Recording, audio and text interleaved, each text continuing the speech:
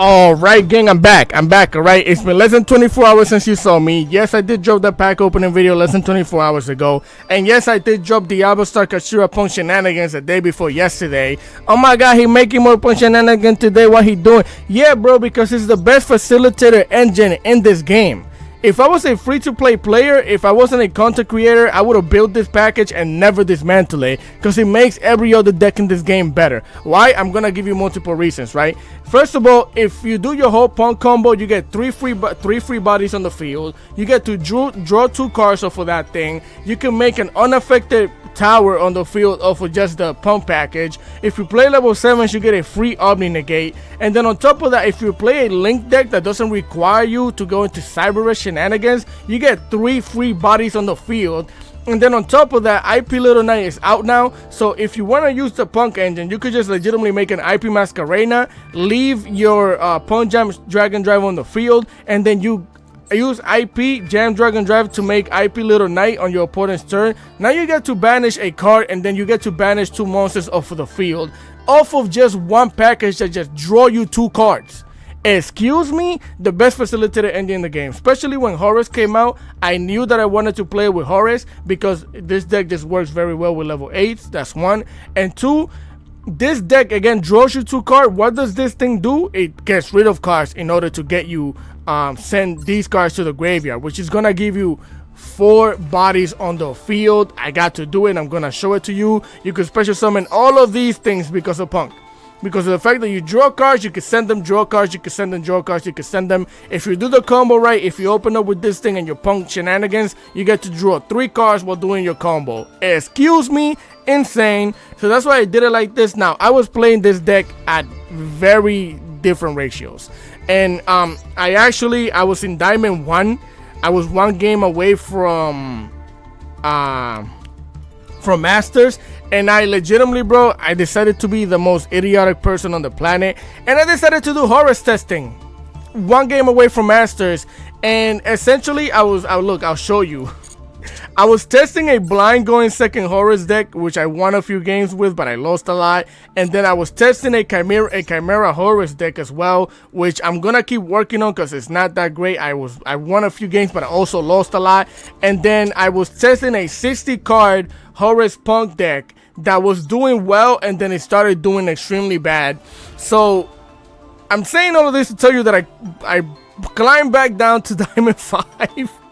And I had to climb back up to Diamond 3, which is where I'm at now. I'm going to show you the ratios and stuff in a second. But this is the deck that I climbed back up with last night. I tested the whole Horus engine for 12 hours straight. My brain was mushed and fried yesterday from all the dueling that I was doing. So with that being said, let's just go over the deck list. I am playing 2 Effect Veilers, which is optional. As a matter of fact, look at this. I'm going to show you the whole entire engine that you need to play this deck without hand traps, because hand trap, I'm gonna start doing this with my videos. I'm gonna show you the engine, and then I'm gonna let you decide what hand traps you want to run. I'm gonna tell you what hand traps I run and why I run them, right? So essentially, this is all you need without hand traps. Without hand traps, this is all you need for your main deck, and then the extra deck can stay the same. The other shenanigans that I added in here is just hand trap shenanigans, which I'm gonna tell you in a second why we play them. So let's get into that. So let's go over the deck list now. Before we get into it though, just a quick reminder: if you guys enjoyed the content, remember to leave a like, share, comment, and subscribe to the boy, because I would greatly appreciate it. And shout out to everybody that's been subscribing, liking, and sharing. I actually really do appreciate it. So we're gonna run 2 Effect Veilers for multiple reasons. Effect Veiler is really good for going seconds to negate shenanigans, because the deck doesn't do all that well going second. It can, and I'm gonna give you some OTK references as well that you could do with the deck in a second when we get to the extra deck portion of the video. So again, level 1 tuner with your level 7, you make level 8 synchrons. Also stop shenanigans during your opponent's turn. Then we're gonna run 3 Maxi for Maxi reasons. Now you could definitely play this deck with Maxi at 2, but again, because of going second, it doesn't do all that well. You actually want to run the Maxi at 3. And shout out to the guy that keeps telling me to get rid of Maxi in my decks. It's just nobody's gonna try and play decks without Maxi unless you're really that guy, like you're really built like that, because of how good good it is going second. And if you play without this thing, you honestly feel like you're at a disadvantage when they throw it out and you can't negate it, you can't cross it out, any shenanigans like that. So we're gonna run it at 3. Then we're gonna run 3 Ash Blossoms for Ash Blossom reasons. Also, we get the benefits of it being a level 3 tuner, which level 7s we make level 10 synchrons, level 5 you make level 8 synchrons. So Ash Blossom really good. Then we're gonna run the regular 1 Sharakasai, 1 Wagon for the field spell, Sharakasai to fusion summon, Madame Spider to search of the trap, 2 Sea Aimants for Sea Aimant reasons. Then we're gonna run the Rysar again because of the little Kashira package that we're running, 2 Deer Nodes. Again, I don't play any Punk deck without 2 Deer Nodes. Then you're gonna run the Fenrir. Again, I'm not playing Kashtira. I only have the Kashtira cards here. I'm not making a Shangri or anything like that. I do have the Rysar, but it's just in case I do get to special summon on 3 level 7s. Then I make the Rysar for extra shenanigans, but if not, then I'm using it just the level 7 bodies. Also, if I don't get to use them to synchro summon, then Kashtira cards are just really good. Like, also, a lot of the time, you throw this thing out and people will scoop, not even because it's a Kashtira card, but because Snake Eyes is using this thing. Snake Eyes is using this thing, they special summon it, they set this thing down, and it's ridiculous because if you try to stop any other Snake Eyes plays, they're just gonna rip a card off of your extra deck, and they're gonna use this thing to link off and then bring it back with the burst, so it's a +2. This thing in Snake Eyes is just insane, but I don't really care because I blame Konami for all the shenanigans. Either way, that's why we run all 3 of the Kashtira monsters, well, all 4. But remember, you're not using them to play Kashtira. You can only make a Rysar with them. You don't have a Shangri unless you want to add it in there and do that. Then we're going to run 3 Foxy Tune, which now you get multiple benefits from the Foxy Tune. Again, it's a 1.5 card combo, but you actually like the fact that it's a 1.5 card combo now because you get to send your Horus cards to the graveyard with your Foxy Tune, which is really good because that means the more Horus cards you send to the graveyard, if you have this thing on the field, the more Horus cards you get to special summon, which it could be up to 4, and I'm going to show you one of the replays. So that's why we play that thing at 3. Then we play 3 of the Glories of Horus, because if you open up with this thing and your Punk shenanigans, you're gonna get a lot of bodies on the field. Like, you're gonna get a lot of bodies on the field, and you're probably gonna get to see it in one of the replays, like I said. So this thing is really good. Also, it's basically your starter for your Horus shenanigans. So then we're gonna run 1 do you mute? I'm not even gonna try. Blessing of the Horus, this thing right here. I'm sorry, I can't speak English, but we're running 1 of those. Then we're gonna run 1 Happy. Then we're gonna run 1. Nah, ain't no way. What is that? How do you say that? Kebesamuf, Protection of the Horus. I'm probably butchering that. I'm sorry. Nibiru at 1. Again, for going seconds, I would definitely like to bump it up to 2. But I'm starting to realize how Nibiru can be good and it can also be bad. Like against Pearly is horrible. It's horrible because you Nibiru the Pearly shenanigans, they get half of all the, well, not even half, they get most of all of the spells that they just use against you, and they can legitimately just use that to go and make another Pearly monster. So Nibiru can be good against certain decks, but it could be kind of trash against others. Now again, triple deck telling at 2 because drawing more cards. If you start your combo and they do some shenanigans, you get to draw 2 with your triple tactic talent as well. So essentially you can draw 5 cards with this deck, depending on when they negate and stuff like that and do things. If you get the triple tactic talent to draw 2, you could draw 5 cards. So that's why we play it at 2. Then we're gonna play 1 Kashtira Theosis, again just to get another level body on the field. Unfortunately, once you activate this thing, you are locked into Xyz monsters, but I mainly use this thing if I just open up Kashtira stuff, because sometimes you open up just Kashtira stuff, so you'll just make the Rysar and whatever hand drops you have in the hand, you'll defend yourself with. It is what it is. A Rysar by itself can win your game. So that's what we run. We're gonna run the Punk Jam Extreme Session for, you know, the +2, drawing 2 cards, banish a card to special summon a Punk monster. We're gonna run the Pressure Planet Race Off. This it's really good. It's really good because if you open up Pressure Planet Race Off, you activate it, you do special summon your Unicorn, you're gonna get your Birth. Then you can normal summon your level 3 Punk monster. If you don't have the emergency teleport, you can special summon it. And if you have an extra Punk monster in the hand after you do that, then you basically get to make Baron de la Four for free, and then you get to special summon this thing back with your Birth, which is extremely good because you get to do your whole entire combo protected with Baron the Floor. So that's a plus. We're gonna run 2 KASH at birth. You could definitely bump this down to 1. I just like running it at 2 because I like opening up with it or having it, drawing into it. Because that way, if you have it and you haven't normal summon yet, if you draw into your unicorn, then unicorn isn't dead. You'll just normal summon it. Or check this out. You activate your sarcophagus, send it into the graveyard, bring it back with your birth. Make Baron de la Floor. A lot of good synergy with the deck. So then we're gonna run 2 King sarcophagus. You could run it at 3. I decided to run it at 2 again to keep things tight. You don't mind running it at 3 because if you open it up, you just send the other copy to the graveyard to send more Horus cards to the graveyard. So that's it. I also didn't want to run it at 1 because there were instances when I did open it up with 1 and I did open up the Horus, and then now you're upset because you can't send this to the graveyard to search out the sarcophagus. So yeah, so it's better to run it at 2. Then we're gonna run 2 emergency teleports, you know, special summon your CMA. If you open up with emergency teleport, if your opponent doesn't have any hand traps, good luck with that. So yeah, we run it at 2. Then we're gonna run 2 Call by the Graves, 1 Cross-Out Designated, 2 Infinite Impermanence, and 1 Dangerous Gabu because you're dangerous. Infinite Impermanence at home. For an extra deck, again, Rising card because you're playing Punk. Draco Berserker, the 10 one of the level 8s that you can make.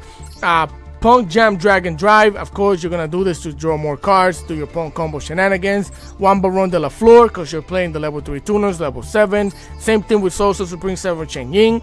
Again, Unicorn is technically 2 bodies on the field. So if you get 2 level 3s, you could definitely end up with both of these. My favorite card in the game. You could P.U.N.K Amazing Dragon to bounce cards back if you get to do so, which you definitely can do more of since you're going to end up with more level 8 monsters on the field. Really good. Then we're going to run the Psychic and Punisher. Come on, man. Punish your opponent. Then we're going to run 1 Red Eyes Flare Metal Dragon because if you don't get to OTK, you can do a lot of damage with the deck.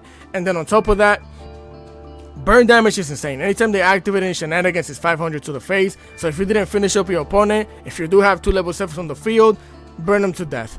If you want to change that thing out for the big eyes, then do so. Again, the extra deck is flexible for whatever you want. Then you can run the Arise. I was playing without it at some point in time, and then I decided to bring it on because ending up with just Casteria monsters in the field wasn't that great.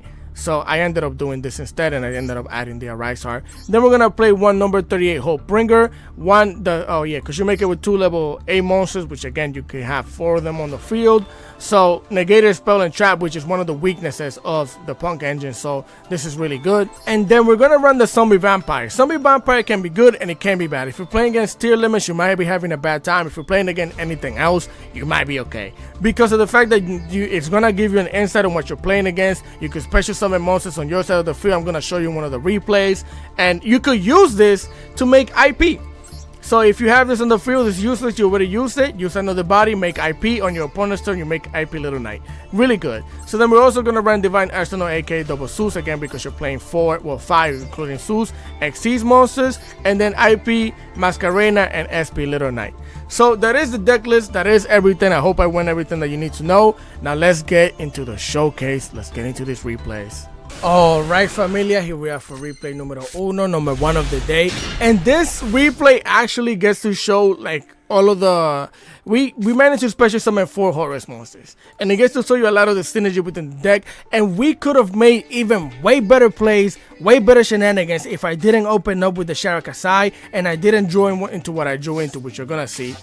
So here we're gonna start with the MCT sending itself and the other sarcophagus to the graveyard, which is why we play 2 copies, because if you only play 1 and this would have happened now, your MCT would just be dead. You will have to discard it with your Foxy Tune. You don't get to search out your other sarcophagus, yada yada yada. So that's why it's good to play it at 2. Also, another good thing about MCT is that if they ash it, then you know you could play P.U.N.K for sure, because they use the ash on that. They're not going to use the ash on the P.U.N.K shenanigans. So very good on that. So here, unfortunately, look at this. When you activate the MCT and send it to the graveyard and search out your sarcophagus, you get to draw a card. Of course, I drew one of my one-offs. I play both of these at 1. Why am I opening up with them and drawing them? I don't freaking know. Either way, normal summon the Sharakasai. Use it and the Foxy Tune to go into our Rising card, because we don't need the Foxy Tune anymore. And we know that we could play a P.U.N.K shenanigans. We're going to activate the Rising card, get it out of here, special summon the Wagon. And this is why I don't like drawing into it, because right now we should be +1 and now we're -1 because we had to special summon it from the hand. But it is what it is. So we're gonna pay life points, get your P.U.N.K Jam Extreme session so you could jam extremely. Use your level 3 and your level 8 to go into your P.U.N.K Jam Dragon Drive. Do you have your license? Did you train your dragon? Drive your opponent crazy, play some life points, get your deer node to special summon your Shara. Bring it out here. Now, did you pay taxes, bro? Because you got to draw a card on me. We're going to search out the Madame Spider, draw a card, and here, perfect. We draw into a happy, which is amazing because now we get to activate the effect of the Jam Extreme session, banish the deer node so we could special summon the Madame Spider, pay taxes, get your dangerous Gabu because you're dangerous, and then draw another card. We draw into a Maxi, Immaculate. So here we're going to use a level 3 and a level 8 to go into our level 11 Psychic and Punisher, punish your opponent. Now, if you're wondering why I always go into Psychic and Punisher, it's for 2 reasons. It's been times when my opponent had Nibiru, and because this thing was on the field, they either held it or they used it, and then this thing is unaffected, which is why I like to make it, so that way they have something to deal with if they actually manage to get rid of my board, right? So that's why we go into that thing. Now here we're going to continue by activating our Horus, King Sarcophagus, sending the Happy to the graveyard so I can send another Horus monster to the graveyard, which was the Damutef, Blessing of the Horus. So we special summon it, then I special summon the Happy, and then with both of these level 8 monsters, we're gonna go into a Zombie Vampire. Bring it out here. Now there we could have done way different things. We could have went into our Hopebringer. If you wanted to, you could have went into your Heractus Sky Dragon. Did I go over the extra deck? Did I go over these in the extra deck? I'm blanking right now, but alright, I don't remember if I went over these 2 in the extra deck when I was going over it, but if not, we are playing one Heractus Sky Dragon and we are playing the number 38 Hopebringer. So you could go into this thing, which if they target anything in your graveyard, field, banish zone, you get to negate and pop it, right? And then we played the Hopebringer, which is a back row negate. So we could have went into either one of those, but I decided to go into the Zombie Vampire, so that way we could mill some cards. Let's see what our opponent is playing. We get rid of 2, and he's also playing Horus. He's also playing Horus. We actually hit 2 of his Horus cards, so I decided to special summon his MCT to my field. Then I'm gonna special my own MCT to my field, and then I'm gonna special summon the Quebenimuf, Protection of the Horus, and that's 4 monsters that we just special summon off of our graveyard. So we're gonna use both of these to go into IP Little Knight. Now mind you, you could have definitely just went into IP here, but I decided to go to SP Little Knight because I don't want them special summoning this thing. So we're gonna banish their Happy off of the graveyard now, get it out of here. Then we're gonna use his MCT and my MCT to go into the number 38 Hopebringer. We're gonna set down the Infinite Impermanence, and here I goofed, right? I went into the Hopebringer and I did want to get another level 8 body on the field so I could have my quadruple bounce back. So I activate my Horus, send the Dangerous Gabu to the graveyard, send the MCT, and yeah, I end my turn. I didn't realize that I had already special summoned 4 times, so this was a goof on me. We could have definitely ended up with the quadruple bounce back, and we could have ended up with an extra negate on the field. But it is what it is, right? So I goofed, but as you can see, you could bring a lot of bodies onto the field like this. So they're gonna activate the MCT, send it to the graveyard. I'm gonna max C here. Immediately, they do have the Cross-Eyed Destinator. I am going to activate my 38 Hopebringer. So they have to deal with the max C. It's just that simple. They have to deal with that max C. We can banish 2 monsters on the field. They gotta deal with my Psychic and Punisher. So we're good. And we have the Infinite Impermanence in the back row. So here they're gonna get the Sarcophagus, activate the Sarcophagus. That way they can send another Sarcophagus to the graveyard to send another Horus card to the graveyard. And Horus going second is scary. Horus going second, because you don't really stop Horus. They just happen. They don't activate. They don't do any shenanigans. You have to banish them. You have to call by the grave them before they activate them. You have to DD Crow them before they activate them. If not, you're dealing with these big sticks on the field, right? Or 2 level 8s, which is gonna use to go into your number 90 Galaxy Ice Phantom, which you can add to this deck if you like. It's just I don't have it, and I didn't want to use my UR dust to build it. But you could definitely play this in this deck. So they're gonna bring that thing out here. They're gonna activate the Sarcophagus again, sending another card to the graveyard. I activate my SP Little Knight so I could banish this thing because this is a negate. So my plan is, if they before they actually try and make a Zoox with it, because I'm pretty sure that's what they wanted to do, was make a Zoox with it, I activated my SP Little Knight now, banish it and banish that thing, which I knew was going to force them to activate its effect. And I do have the effect Veiler in the hand or the Infinite Impermanence, so we didn't even really need the Maxi. But I am going to activate the effect Veiler here to negate that thing. Get the SP Little Knight out of here, get the thing out of here too, which when it comes back is useless. They can't make a Zeus out of it, and then it can't negate. So this is why we did it like this. Get him out of here, he's just gonna scoop. Yeah, and the crazy thing again, like I said, if we would have mailed any Kashtira shenanigans, the board would have been insane, because we could have even ended with Baron de la Flor in the field. It's more shenanigans. So with that being said, let's go into the next replay. Alright gang, here we are for replay numero dos, number 2, and we're going against Pearly, and we have a bricked hand. We have a bricked hand, it is what it is. Now mind you, I don't understand how this game works. I play one copy of this. Why am I drawing them? This is why I kept mixing the ratios and stuff like that. Now, mind you, this doesn't happen all the time. It just happens to happen that it happened in the replays that I'm showing you, but it is what it is. So I activate the sarcophagus. I'm going to send the Madame Spider to the graveyard because me normal summoning it doesn't do anything. I already have the Dangerous Gabu in the hand too. So I'm going to send the MCT to the graveyard, especially summon the MCT and set down my background and my turn. I wasn't too worried because we do have the Nibiru and we have a negate and we have the Cross-Eye Designator in the back, right? And if they send this to the graveyard, I get to bring it back next turn. It doesn't really matter. So here they decide to Infinite Impermanence my MCT, which is fine. Now, if you're wondering why they negated that thing, I don't know. I have no idea. Because this thing doesn't really have any crazy effect, especially by itself. So it says, if another card you control leaves the field by opponent card effect while this card is in your monster zone, you can send one card on the field to the graveyard. Which I don't know if that actually affects EX Pearly Noir, but either way, they negated. They normal summon a Pearly, and I negated with the Dangerous Gabu. Now that, I believe, did stop their shenanigans. They're going to send one back row. Now I'm showing this replay to show you how easy it is to get multiple Horus monsters on the field in OTK, right? Because here we join to a happy. I activate the King Sarcophagus, send that thing to the graveyard, send the Quente Femetafu to the graveyard too, and special summon both of them. Then you activate your King Sarcophagus, send the Nibiru to the graveyard, get your other dumb move.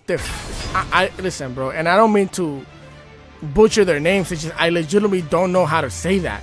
Duan Mutif. Whatever, but look at this. You get all of these big bodies in the field. Slap that thing one time for the one time. Slap that thing again. And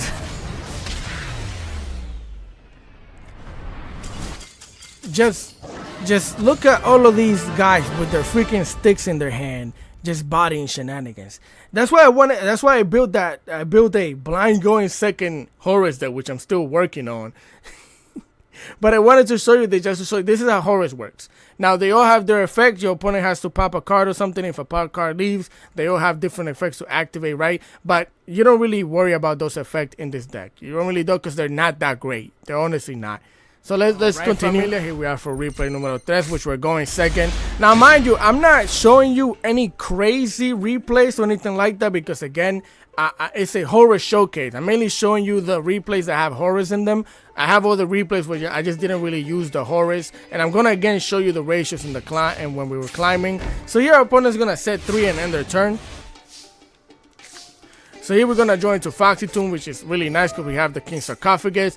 Special summon the Unicorn, activate the Unicorn's effect, get myself the birth. We're gonna set the birth down, and then we're gonna activate the Foxy Tomb. I'm a really unorthodox player, bro. I just start showing you a bunch of shenanigans so you get confused and you might not even know what the heck to stop. Because we're playing King Sarcophagus. I just special summon a Unicorn and now you see some punk shenanigans. What's going on? You know what I mean? So we're gonna send the other Horus card to the graveyard, special summon my Seaman, normal summon the Sharakasai, and from here we're gonna go into the Rising card.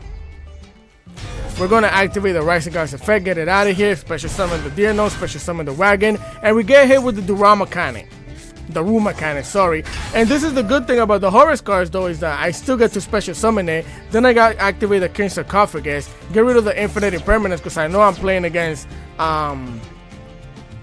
this has to be Labyrinth, right? So if it has to be Labyrinth, my Infinite Impermanence isn't all that good. So I'm gonna send it to the graveyard to send another Horus card to the graveyard of the MCT. I get to special summon my MCT. Now listen, I have 2 level 8 bodies on the field, yes, because I know this. I don't need anybody to tell me this in the comment section. I know that I can go into Hopebringer and be protected from the traps, but my plan was they already used the Rumor Cannon. I don't have like anything else to fear in terms of trap. If they're gonna nuke my board, then they could do it. I don't care. I'm trying to get my licks in. I want to get my licks in, do a bunch of damage, and then I'll go into the Hopebringer, right? But of course, Durama Cameron number 2, it is what it is, bro. Even now, I'm not too worried because I have the Wall of China right here in front of me. Good luck getting rid of all of that. That's all I'm gonna say. So here they activate the Arius, the Labyrinth Butler, to special summon the other Butler. Then they're gonna normal summon the Vision Resonator to go into the Axel Synchro Saurus Dragon, because this is what Labyrinth players are doing now. Activate this effect, activate the Vision Resonator, which adds the Resonator spell to their hand, the Crimson Gaia.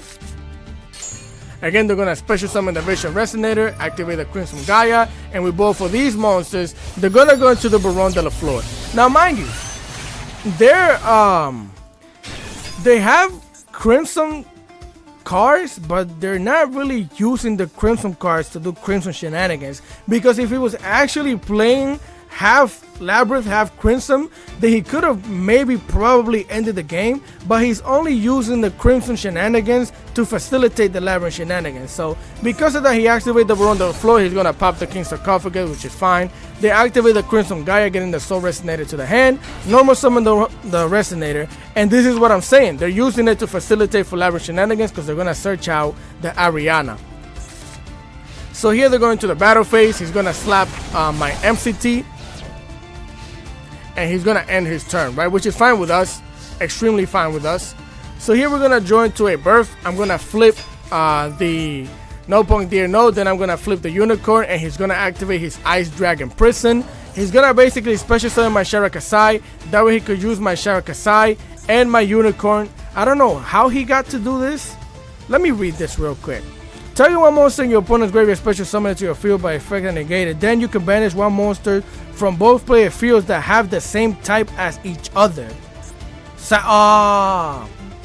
Yeah, Psychic. Okay. Never mind, I'm a meathead. But either way, I forgot that it was the same type. I thought it was the same attribute. But either way, he's banished both of them. And then I'm going to activate my birth, which is why I was like, why would you banish the Unicorn anyways? If I clearly have a birth on the field, but I guess he had the Baron de la Flor to negate it. So I'm like, okay, all right. Do what you gotta do, bro. So here, I show him the triple tactic talent. Mind you, I wasn't too worried because our life points are less than our opponent. We have a level 8 and we have a level 3. So I could either make a level 8 Synchro Monster, or I could make a level 11, which I could make my Amazing Dragon, or I could make the Psychic and Punisher, banish the Dear Note, and then banish the Baron de la Flor. We could go full game from there. I'm going to activate the triple tactic talent to take over his Baron de la Flor anyways, and he's just going to scoop. 2 Daruma Cannons, and you still got to scoop. Amazing. So with that being said, let's go into the next replay. Right, again, here we are for replay number 4, and probably the last replay of the day. Now, again, I'm not showing you crazy replays because I mainly just want to show you guys how the Horus cards work within the engine, right? So here, even here, right, we're gonna special summon the Unicorn, activate Unicorn's effect, get myself the birth. We're gonna set the birth down, and then I'm gonna activate my MCT, which is why I want to build a Kashira Horus deck, because it helps out when you have the birth, so you could send any one of your Kashira monsters to the graveyard, then you could special summon them with your birth, right? And then if you have an extra level 7 body, then you get to just normal summon it, which is really good. Now, it will contradict itself because your horror cards can and will get banished if you don't use them to exceed or anything like that, but I'm gonna try and make it happen. Either way, we're gonna send itself from the frame rate to the graveyard. Sad times, they do have an Ash. We could have ended with a really good Kastira slash XC monster board, but it is what it is. I'm gonna activate the Fenrir, and I played almost every match against Snake Eyes. almost every match that I played was against Snake Eyes or Rescue Ace, because it was the same extra deck that I saw every single time. But either way, we're gonna send the Nightmare Phoenix to the graveyard so they don't attempt to pop my Kashtira Birthright, because we need that. I'm gonna activate the Birth. They're gonna hit me with a Max C, and here I decided to not Ash. I made a plan, and this was the plan, right? I'm gonna special summon the Fenrir, because we could have. I haven't normal summoned yet, so I could have normal summoned the Ash and made it Baron de la Flor, but I don't want to depend on Baron de la Flor sometimes, because Baron de la Flor is good, but it's just an Omni Negate. After you use that thing, getting rid of it is super easy. It is what it is, right? So I'm gonna activate my Fenrir. I'm gonna get myself the Rysar, because we haven't normal summoned yet. I'm gonna normal summon this so they don't get a +1. I'm gonna banish my Theosis. That way, if any one of my Kashtira monster gets banished, I get to bring it back to the hand. I get to normal summon it with the Birth. Or if I open up Foxy Tune, I get to send that Kashtira monster to the graveyard, special summon my CM, and then I get to special summon whatever Kashtira monster I send down there with the Birth. A lot of good synergy. So I ended up just making the Arise Heart. It is what it is, because Arisa alone can win you games. Now, if they have a triple tactic talent, then I lose the game. If they have a subversion, then I lose the game. If they have an infinite impermanence, I'm probably going to lose the game. But it is what it is. That's what I decided to do. Make this thing and defend myself with Ash Blossom. It is what it is, man. They activate the bonfire, and I was going to Ash it, right? And I'm going to tell you my thought process behind not ashing that. I figured, okay, you're going to get yourself a Snake Eyes Poplar. You're going to special summon it. And the only thing that you're going to search out is Subversion. Because the only thing that's going to stop me from winning this game right here, right now, is Subversion. Because now I know that you don't have the Infinite Impermanence. Now I know that you probably don't have the Triple Tactic Talent. So let's get it. Let's do it. So that thing gets banished. I get to attach it to my Arisar. He's going to special summon the Poplar, of course. Bring it out here. Again, I attach the bonfire. You activate that thing's effect. Hell no. Not over here. You're not going to search out no Subversion. Go home, bro. Go home. Pack it up. Nos vemos mañana. And that's it. Pack up your Lunchables, man. Get out of here.